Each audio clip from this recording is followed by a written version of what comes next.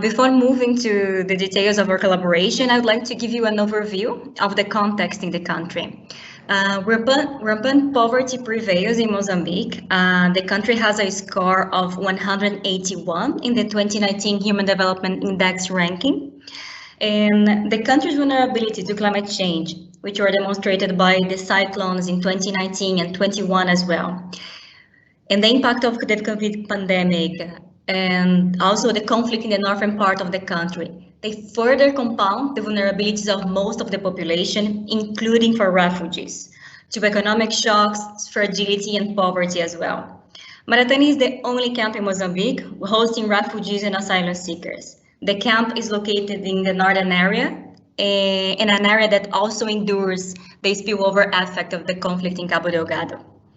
Here in Maratane, we have approximately 9,500 refugees and asylum seekers, and they represent 1/3 of the total population of refugee and asylum seekers in the country. The other 2/3, they're outside the camp, residing in urban areas such as Maputo, Nampula, and Tete, and do not rely on humanitarian aid. The majority of the population in Mozambique comes from DRC, Burundi, Somalia, and Rwanda as well. The government indicates that the host community living nearby Maratane, they are about 60,000. Is a population that rely on the services that are offered in Maratane and also on the market to purchase their essential supplies. Here in Mozambique, there are limited prospections for voluntary repatriation. And also the resettlement quota is quite limited. It was inexistent in the past year, which are additional reasons to focus on local integration in the country. Although there are some reservations to the Refugee Convention and they are in place, Mozambique offers an encouraging environment for local integration solutions. For instance, despite the reservation to the right to work, this is not something that is enforced by the government.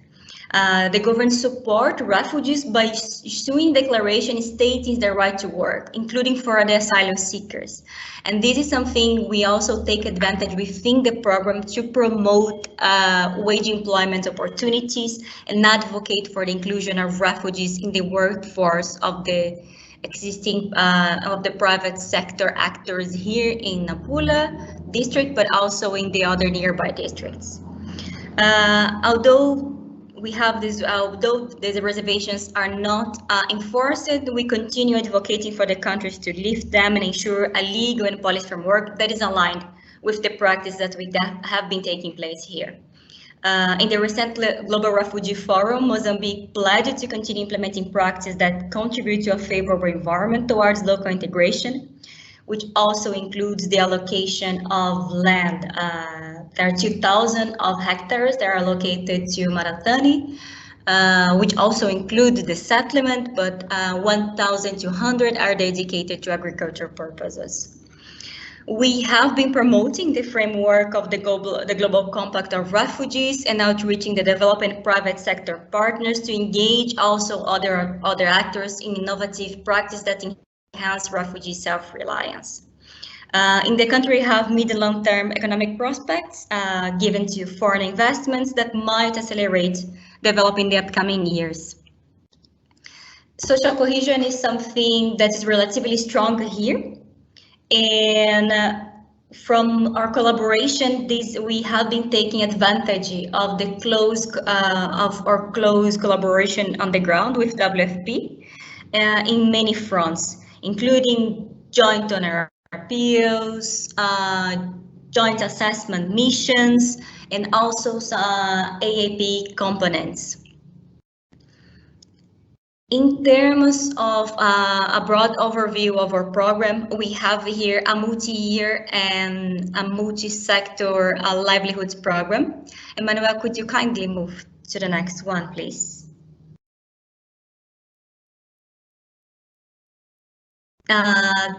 This is a program that is implemented jointly not only by UNHCR and WFP, but also by FAO and UN Habitat. The goal of the program is to support refugees to move towards self-reliance, and also to build economic ties with the host community, not only the nearby the camp, but also in the greater area of the Nampula district. The approach we have been taking is with a focus on, it's a market-driven approach, and includes the development of value chains in the agricultural and non-agricultural sector as well. And the objective is to lift households out of chronic poverty and food insecurity, and ensure that we are supporting refugees to better integrate in the local economy. We also count with the close support of the government. We share the same donor for this livelihoods program, which is PRM. And we also have the support of national NGOs that act as our implementing partners, local institutions, the academia, and also the private sector. In terms of achievements of the joint program, we have allocated different outcomes for each agency. With regards to financial and social capital, this is something led by WFP. We also, FAO and UNHCR, focus on improving productivity of selected agricultural and non-agricultural value chains. WFP is also complementing the efforts by focusing on marketing competitiveness of these value chains. And UNHCR also supported us in studies and assessments with a focus on enhancing the spatial economic integration of the camp into the greater Nampula area. And UNHCR is also giving support on protection structures and also enforcing legal pathways for local integration. The target population of our joint program, they are 55% of the beneficiaries there are refugees and asylum seekers, and the others are the host communities that are also benefited by their joint interventions. In terms of mainstream gender, we have been taking advancements ensuring that more women join the joint program. At the moment, we have 42% of beneficiaries that are women. In terms of achievements and outputs, we have achieved great results together, and they include that 1,890 direct beneficiaries. We also have promoted the rehabilitation of a dam that is connected to solar power irrigation, which is something very important to support refugees to be able to use the land for not only subsistence, but also to generate an income for the household. Through the program, associations were created to increase social cohesion, human and financial capital. A poverty alleviation model was also implemented, which is the graduation approach. We have developed several value chains, including horticultural and also artisanal value chains. We have supported market linkages with the private sector, including local social enterprises, but also actors from different industries. We have provided vocation and technical training in several areas, and we also have supported them with asset transfers and seed capital to jumpstart economic activities. In terms of financial inclusion, we have supported the creation of community saving and loan groups, but also advocated with financial service providers to include refugees among their clients, and also offering tailored rates for this target population. In Maratane, we have nowadays a financial service provider deploying a mobile van free of charge once a week to the camp. And we also have focus on enhancing access to legal pathways for local integration and protection as well. I will give the floor to Giselle from WFP to continue sharing with you what we have achieved together and where we are moving forward. Thank you, everyone. Thank you so much, Adaiana, and good afternoon, everyone. I'm as well very pleased to be here with you today. So since we started implementing this project in 2016 and the project will phase out in a couple of months, we would like to present you also some food security outcomes that are related to the project. The data that we are presenting today are based on the result of the online survey of the livelihood projects that served as the final evaluation of the project outcomes and performance itself. And it was recently conducted in September 2020. We were planning to conduct it in March, but it was initially postponed due to COVID pandemic and the general slowdown it causes. So as a reminder, WFP measures food security, food assets, through looking at the food consumption score, which is as a proxy for households' food security. And the indicator reflects the quantity and the quality of people diets, in this case of our refugees in Maratane Refugee Camp. And the food security score is used to classify households into three main groups, including poor, that you see in red in the table, borderline in orange, and acceptable food consumption that you see in green in the table. So actually the analysis evaluate the access to food in terms of frequency of consumption and diversity as well. So what we're presenting here today is, and you can see in the table, is that for what concerns the acceptable food security score, is that refugees and asylum seekers who are involved in the livelihood project present significantly better situation of food security, being at 61% as compared to those who were not involved in the project, that are at 34%. As well, the online survey included as well an analysis of what we call the livelihood-based coping strategy index, which is instead derived from a series of questions that are related to mainly to livelihood stress and assets possible depletion that can be the result of food shortage of many causes during the 30 days before the survey. So here, the responses are classified into three broad groups, including stress, crisis, and emergency strategies.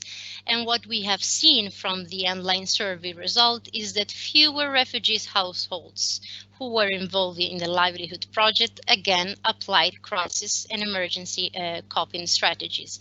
So around a percentage of 33%, the smaller of those who were not involved in the project. So actually what we are presenting here today is that how you can imagine this easily show an incredibly positive result, which highlight a low economic vulnerability and low food insecurity amongst the majority of UNHCR and WFP assisted households through the livelihood intervention.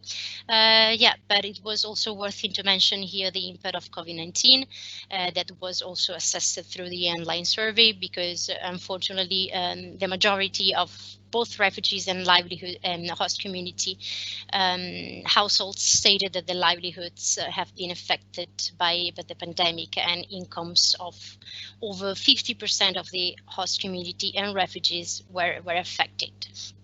Can you move to the next slide, please, Emmanuel? Thank you. So throughout the years, we have faced several challenges as well. Initially, a general opposition from some influential refugee groups and rumors around the livelihood project that we are still trying to address, also with the help support in country at the moment, but mainly because refugees were reluctant to engage in livelihood activities, because they were thinking that this will compromise a possible resettlement opportunity. So they are like more interested in other opportunities than integration sometimes.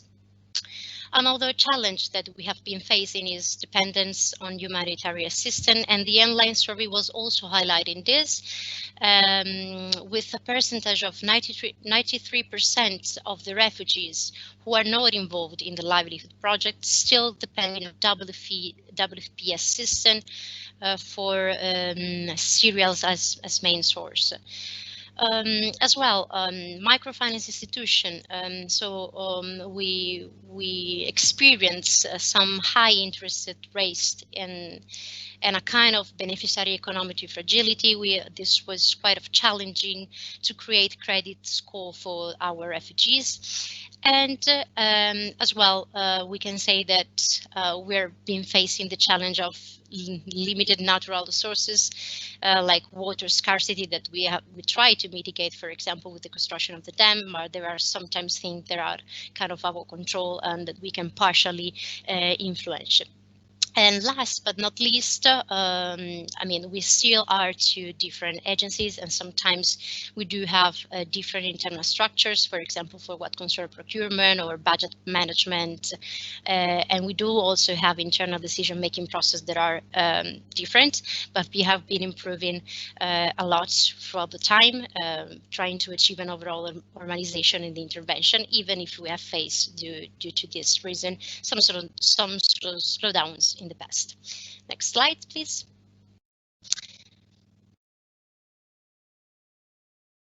Thank you.